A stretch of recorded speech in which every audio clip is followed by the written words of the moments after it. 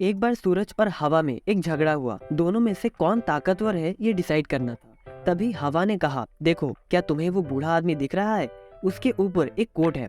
मैं उसके कोट को जल्दी से उतार सकता हूँ और ये प्रूव कर सकता हूँ कि मैं ज्यादा ताकतवर हूँ। इस पर सूरज ने कहा, ठीक है, मैं भी देखता हूँ क्या होता है। सूरज एक बादल के पीछे जाकर छुप गया और हवा तेज हो गई। हवा इतनी तेज हो गई कि वो तूफान की तरह चलने लगी। लेकिन जितनी तेज हवा चलती गई, बूढ़े आदमी ने अपना कोट और भी ज्यादा टाइट कर लिया। आखिर में हवा थक गई और हार मानकर चुप हो गई। फिर सूरज बादल के पीछे से निकल आया और उस बूढ़े आदमी पे अपनी रोशनी से मुस्कुराया। कुछ ही देर में उस बूढ़े आदमी की थकान दूर हो गई और उसने अपना कोट उतार दिया। सूरज ने हवा को बताया कि कभी कभी प्यार से और दोस्ती से काम करना ज्यादा फायदेमंद होता है। जैसे अगर आप मधुमक्खी पकड़ना चाहते हैं तो उसे शहद से पकड़िए, क्योंकि जहर से तो वो मर ही जाएगी। तो ये थी हमारी सन और विंड की कहानी, जिसका मॉरल है प्यार से काम कराना ज्यादा फायदेमंद होता है। तो पहला प्रिंसिपल या पहला रूल आप कह सकते हैं वो है begin in a friendly way. एक बार दो दोस्त बातें कर रहे थे। उन दोनों के बीच में काफी सिमिलैरिटीज थीं, लेकिन कुछ चीजें थीं जिसमें उन दोनों की राय अलग थी। बच्चे ने सोचा अब उनके बीच में लड़ाई हो जाएगी, इसीलिए बच्चे ने एक अलग तरीका सोचा। उसने अपने दोस्त से सवाल किया, क्या तुम्हें चॉकलेट्स पसंद है? उसके दोस्त को चॉकलेट्स बहुत पसंद थी, तो उसने जवाब दिया, हाँ मुझे चॉकलेट्स बहुत पसंद है। फिर से उस बच्चे ने सवाल किया, क्या तुम्हें क्रिकेट खेलना पसंद है? उसके दोस्त को क्रिकेट खेलना बहुत पसंद था, तो उसने फिर से जवाब दिया, हाँ मुझे क्रिकेट खेलना बहुत पसंद है। अब बच्चे ने अपने दोस्त से कहा कि उनकी पसंद और नापसंद में कुछ तो फर्क है, लेकिन उन दोनों का गोल एक ही है और वो है खुश रहना। इसीलिए बच्चे ने अपने फ्रेंड से यस यस बुलवाने पे ध्यान दिया और उन दोनों में लड़ाई नहीं हुई। सॉक्रेट्स भी ऐसा ही करते थे। वो बात करते समय दूसरे लोगों के इंटरेस्ट और पसंद को ध्यान में रखते थे। जब वो उनके पसंद की बात करते, उन्हें यस यस कहते हुए सुनने जाते थे। इस तरह से उनके साथ बात करके लोग उनकी तरफ अट्रैक्ट हो जाते थे और उनकी बात मानते थे। सो रिमेम्बर, अगर हम किसी के साथ बात करते हैं तो उनके पसंद के बारे में ज्यादा बात करें और उन्हें यस यस कहते हुए सुने। इससे आप एक स्ट्रॉन्ग रिलेशनशिप बना सकते हैं। सो सेकंड रूल कहता है, get the other person saying yes yes immediately. कभी कभी हमारे साथ ऐसा होता है कि हम अपने बच्चों को कुछ समझाने के लिए बहुत बार बोलते रहते हैं और फिर भी वो हमारी बात नहीं सुनते हैं।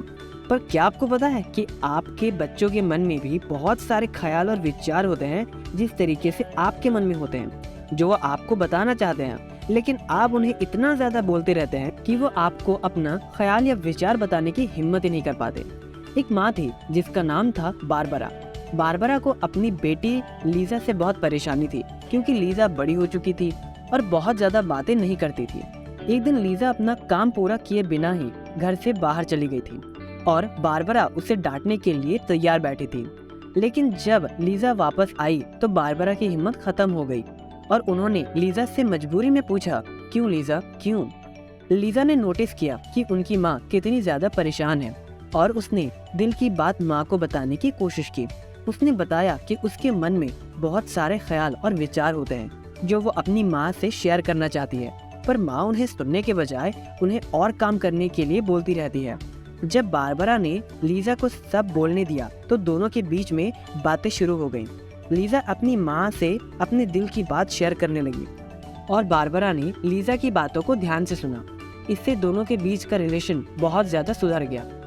अगर आप अपने पेरेंट्स से कुछ बात करना चाहते हैं तो आप अपने माँ बाप को भी सबसे पहले बोलने दें। अगर आप बोलेंगे नहीं तो वो कभी भी ये नहीं जान पाएंगे कि आप क्या सोचते हैं। So the third rule is, जब भी आपसे कोई बात करना चाहे तो कन्वर्सेशन में सामने वाले इंसान को ज्यादा से ज्यादा बोलने दें और फिर अपने दिल की बात उन्हें कहें।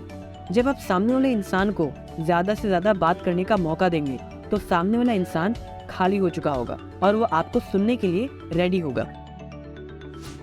लकी नाम का एक पेंटर था जो एक स्टूडियो के लिए डिजाइन्स बनाता था। उन्होंने कई सालों तक एक नए क्लाइंट के पास जाने की कोशिश की, लेकिन जब भी वो अपने क्लाइंट के पास जाते तो उनका क्लाइंट उन्हें हमेशा एक एक्सक्यूज बनाकर मना कर देते थे। एक दिन लकी ने डिसाइड किया कि अब वो अपनी अप्रोच को बदलेंगे। इस बार लकी ने अपने साथ कुछ अनफिनिश पेंटिंग्स ले गए और उनसे पूछा, अगर आपकी कोई सजेशन है तो क्या आप इन्हें ऐसे खत्म करने की एडवाइस देंगे जिससे इन्हें आपको यूज करने में आसानी हो। क्लाइंट स्केचेस को देखने लगे और थोड़ी देर बाद कहा, कुछ दिन बाद आकर मुझसे मिलना। 3 दिन बाद लकी फिर से क्लाइंट के पास गए, जहां उन्हें एक स्केचेस के लिए सारे सजेशंस मिल गए जो क्लाइंट को पसंद आए। उन्होंने स्केचेस को स्टूडियो में मॉडिफाई करवाया और क्लाइंट के सजेशन अकॉर्डिंग डिजाइन क्रिएट किया। उसके बाद क्लाइंट और लकी के बीच का रिलेशनशिप इम्प्रूव हुआ और क्लाइंट ने लकी से कई और डिजाइन्स बनवाए। लकी ने रियलाइज किया कि पहले उनकी अप्रोच कितनी गलत थी। लकी सिर्फ अपने क्लाइंट्स को खुद के आइडियाज बेच रहे थे, जबकि क्लाइंट खुद को इन्वॉल्व फील करना चाहते थे। जब लकी ने क्लाइंट को इम्पोर्टेंट फील करवाया, तब उन्हें डिजाइन्स पसंद आए और वो खुद से ही बाय करने के लिए राजी हो गए। इससे हमें ये पता चलता है कि अगर हम दूसरों को इन्वॉल्व फील करवाते हैं तो वो हमारे आइडियाज पर सजेशंस को एक्सेप्ट करना ज्यादा पसंद करते हैं। ये बात सिर्फ बिजनेस में ही नहीं बल्कि फैमिली लाइफ में भी अप्लाई होती है। सो 7th प्रिंसिपल यही है, let the other person feel that the idea is his और हर्स। यानी कि सामने वाले इंसान को ये फील करवाइए कि हमारा जो आइडिया है ये एक्चुअली हमारा नहीं है, ये उनका आइडिया है। हम सभी लोग चाहते हैं कि हमारी बात हर कोई माने और हमें रेस्पेक्ट दे, जिसके लिए कई बार हम बॉसी बन जाते हैं और इससे लोगों को दिक्कत होती है, क्योंकि कोई भी नहीं चाहता कि उनका कोई बॉस हो, वो भी पर्सनल लाइफ में। चलिए इसे एक एग्जाम्पल से समझते हैं। जैक नाम का एक आदमी था जिसे पार्क में वॉक करना और टहलना बहुत पसंद था, क्योंकि उनके घर के पास में ही एक ब्यूटीफुल सा पार्क था। लेकिन जैक ने नोटिस किया कि कुछ दिनों से कुछ जवान लड़के पार्क में आग जला रहे हैं और उन्हें देखकर छोटे बच्चे भी सेम चीज फॉलो कर रहे हैं। लेकिन पार्क में नो फायर के बोर्ड को लोग ऐसे इग्नोर कर रहे थे जैसे क्लास 10 के सिलेबस को करते हैं। जैक ने पुलिस को इन्फॉर्म किया, लेकिन पुलिस ने भी उनकी हेल्प नहीं की। अब जैक को लगने लगा था कि उन्हें ही अब कुछ करना पड़ेगा।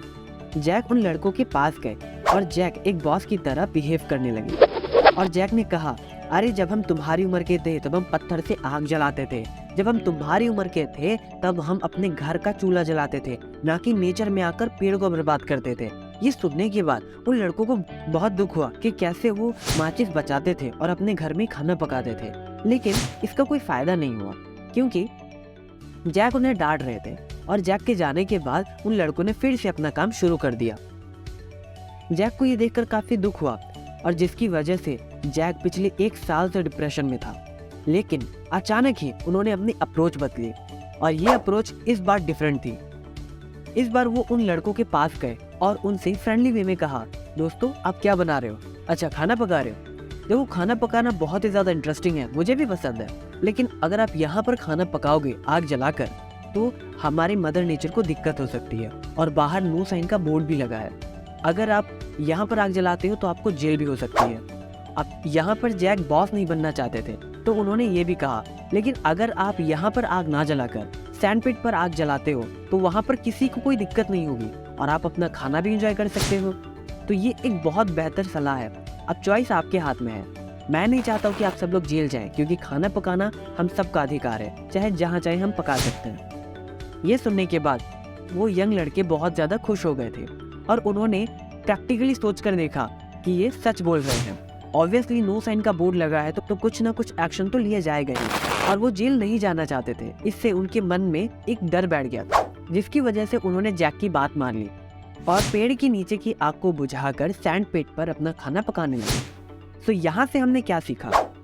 इस तरह से हम दूसरों के पॉइंट ऑफ व्यू से भी बात करके उनसे कॉर्पोरेशन पा सकते हैं।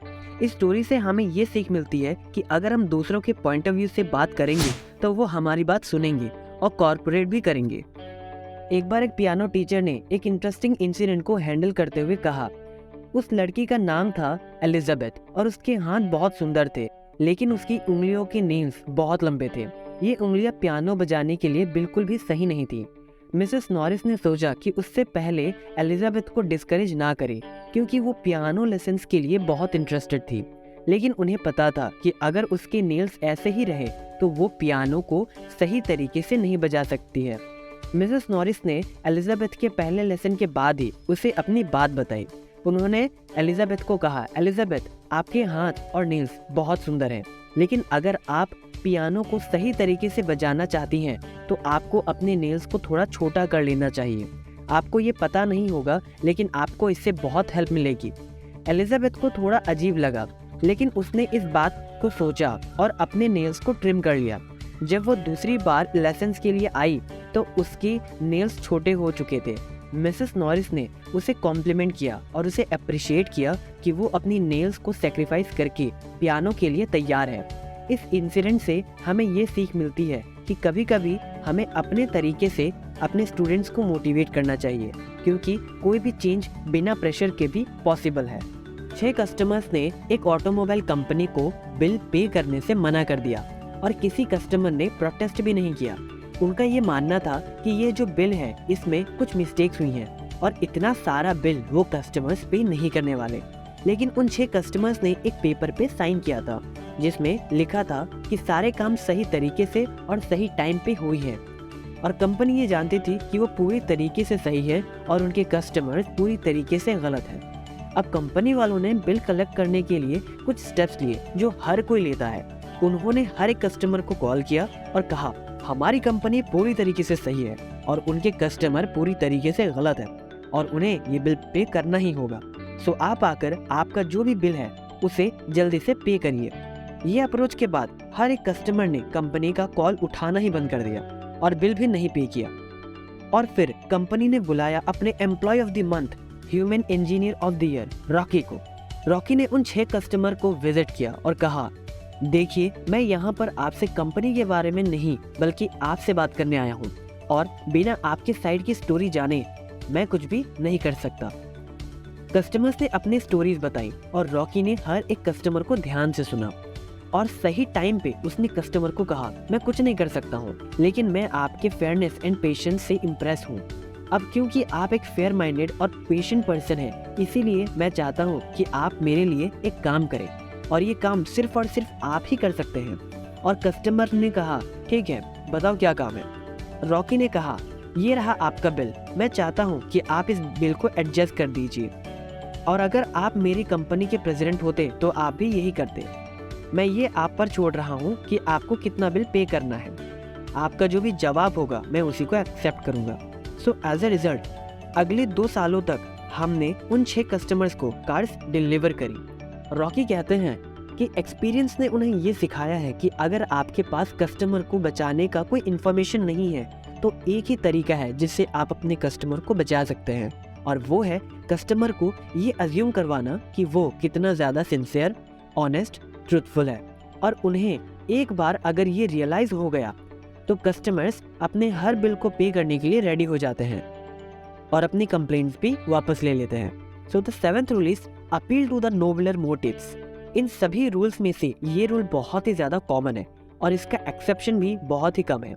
मतलब ये है कि इस प्रिंसिपल को अगर आप यूज करते हैं तो रिजल्ट ना आए ऐसा पॉसिबल ही नहीं है, ऐसा ये वो क्लेम करती है। और अगर आप सिर्फ इस सिंपल से प्रिंसिपल को यूज करते हैं तो मोस्ट केसेस में आपको रिजल्ट पॉजिटिव ही मिलेगा। अगर आप सामने वाले इंसान को प्रैक्टिकली ये रियलाइज करवा सकते हैं कि वो ऑनेस्ट, फेयर एंड सही है। This is the day of dramatisation. एक बार एक आदमी अपनी कंपनी को ग्रो करवाने के लिए एक रिपोर्ट रेडी किया और इसमें बॉस और एम्प्लॉय दोनों आर्ग्यूमेंट करने लगे और दोनों एक दूसरे को गलत साबित करने में लग चुके थे और एट द एंड एम्प्लॉय जीत गया, लेकिन बॉस ने उसकी बात नहीं मानी। इसी तरह से वो एम्प्लॉय जीत कर भी हार गया। सेकेंड टाइम जब उस एम्प्लॉय ने अपने बॉस को अप्रोच किया तो उसने इस बार सभी कॉम्पिटिटर्स के कोल्ड क्रीम को उनके टेबल पर रख दिया और कहा बॉस देखिए, इन सभी कोल्ड क्रीम्स में एक स्टोरी ड्रामेटिकली दिखाई गई है जिसकी वजह से उनके कॉम्पिटिटर्स ब्रांड्स आगे बढ़ रहे हैं। उन दोनों ने घंटों तक बातें करी और इस आइडिया को एक्सेप्ट किया और वो था ड्रामेटाइज योर आइडिया। पहले भी उस एम्प्लॉय ने सेम चीज की थी, पर इस बार अप्रोच में डिफरेंस था ड्रामेटाइजेशन और शोमैनशिप का। So the 8th rule is dramatise your idea, यानी कि अपने आइडिया को बढ़ा चढ़ा कर दिखाइए। अगर आप किसी को कोई आइडिया बताने जा रहे हैं तो उस आइडिया को ड्रामेटाइज करके यानी बढ़ा चढ़ा के बताइए। एक बार एक रबर कंपनी के एक मैनेजर अपने कंपनी के प्रोडक्शन को नहीं बढ़ा पा रहे थे। उन्होंने अपने CEO को भी इसके बारे में इन्फॉर्म भी किया और कहा सर, मैंने बहुत ट्राई किया लेकिन वर्कर्स प्रोडक्शन नहीं बढ़ा रहे हैं। तब CEO ने पूछा तुमने कौन से तरीके इस्तेमाल किए? मैनेजर ने कहा मैंने उन्हें डराया, धमकाया, डिमोशन दिया, फायर किया और प्रोडक्शन बढ़ाने को भी कहा, लेकिन कुछ भी नहीं हुआ।